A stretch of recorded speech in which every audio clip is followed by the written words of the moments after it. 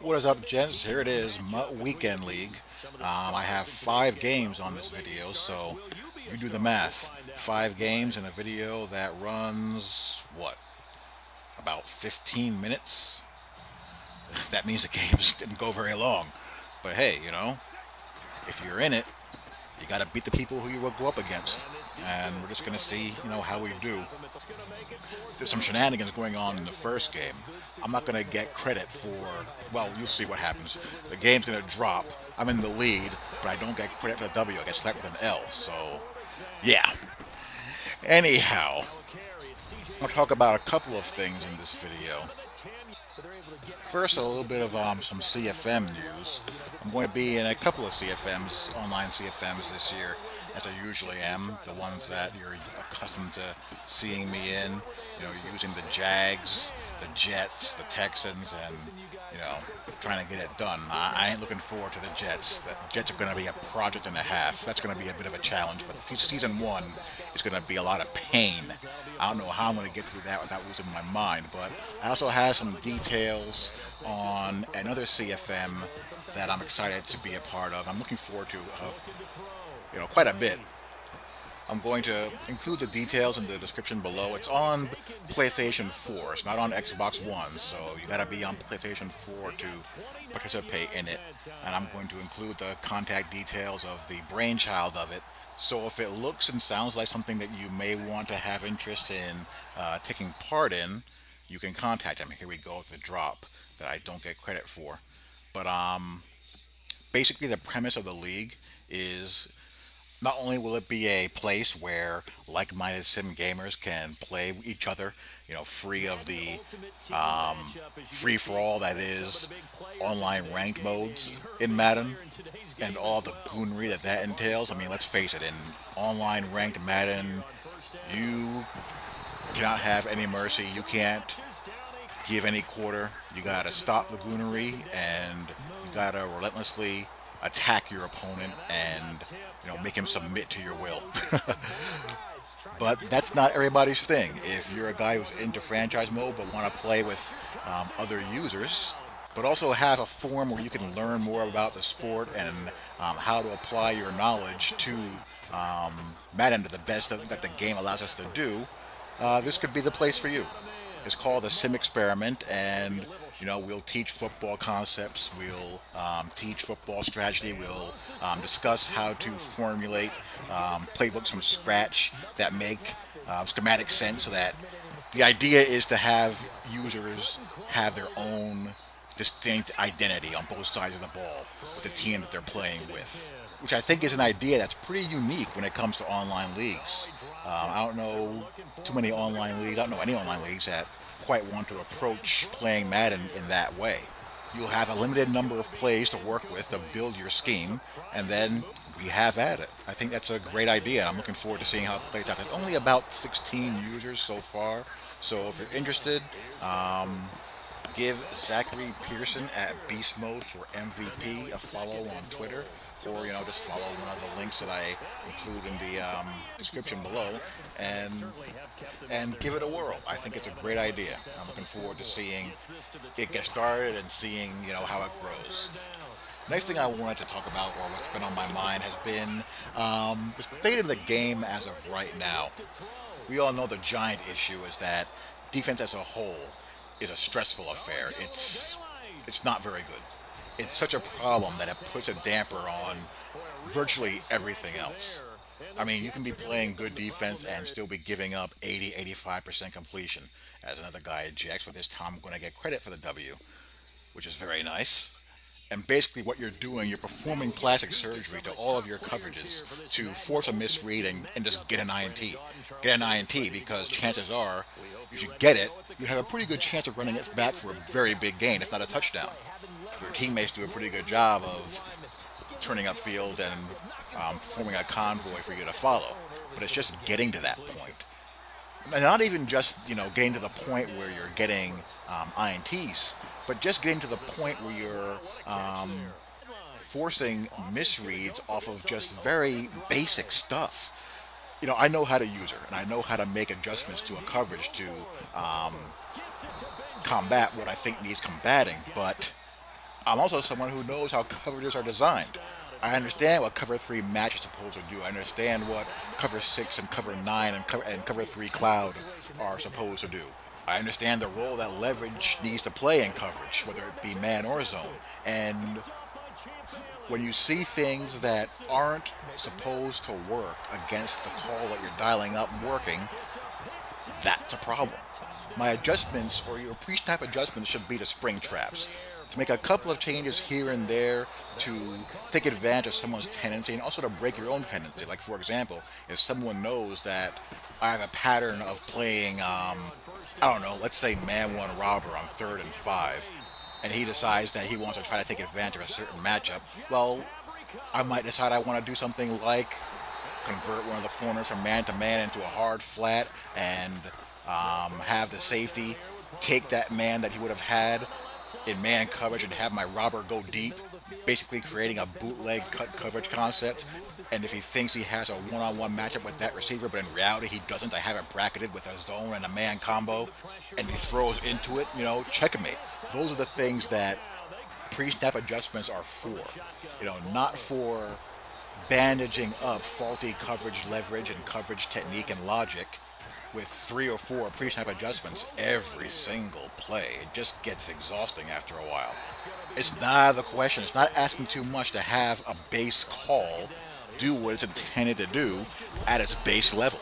And then the user's defensive imagination and stick skills will augment that.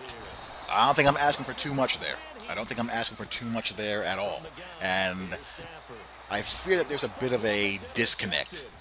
Rex likes to tweet out these metrics that they keeping track of users' completion percentage, yards per play, yards per carry, how many touchdowns they're throwing for, how many INTs they're throwing for, how many sacks are being generated.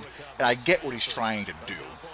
He's trying to give a baseline of data to reflect what the game is doing.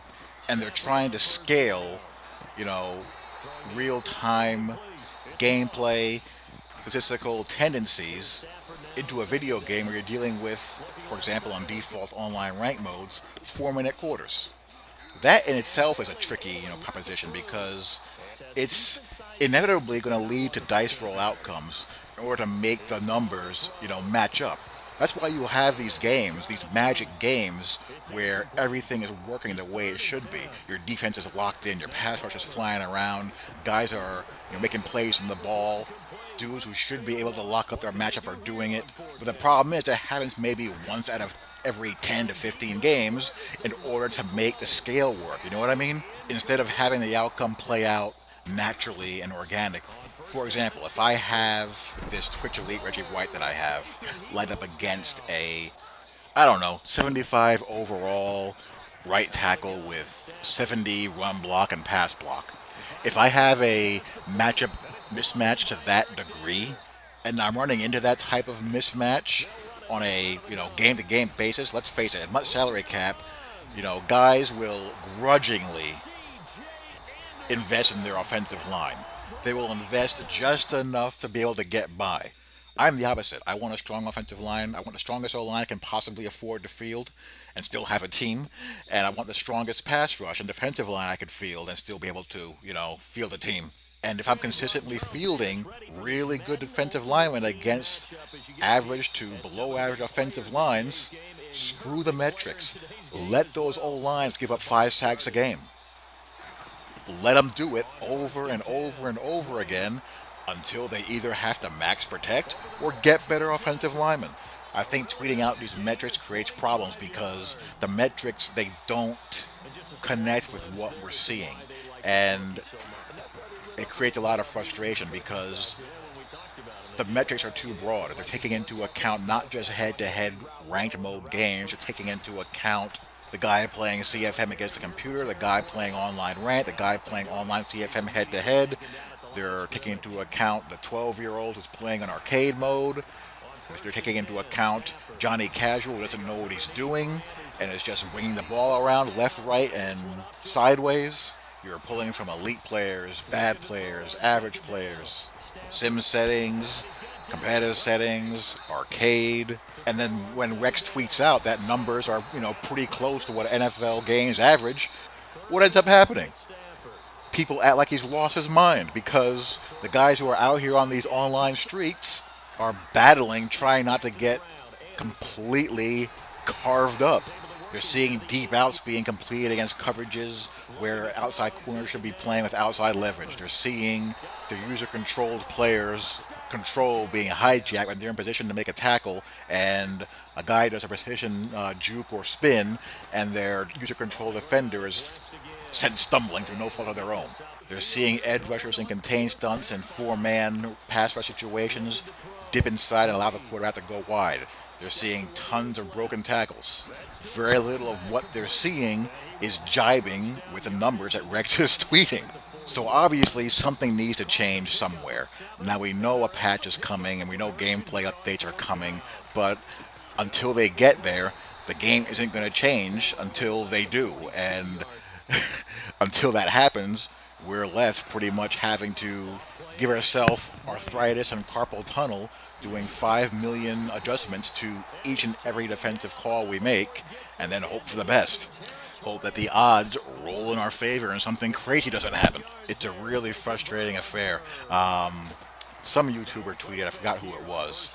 He tweeted that he feels like he's playing 9 on 11 because he has absolutely no idea if his safeties are going to show up or not. And he's not wrong.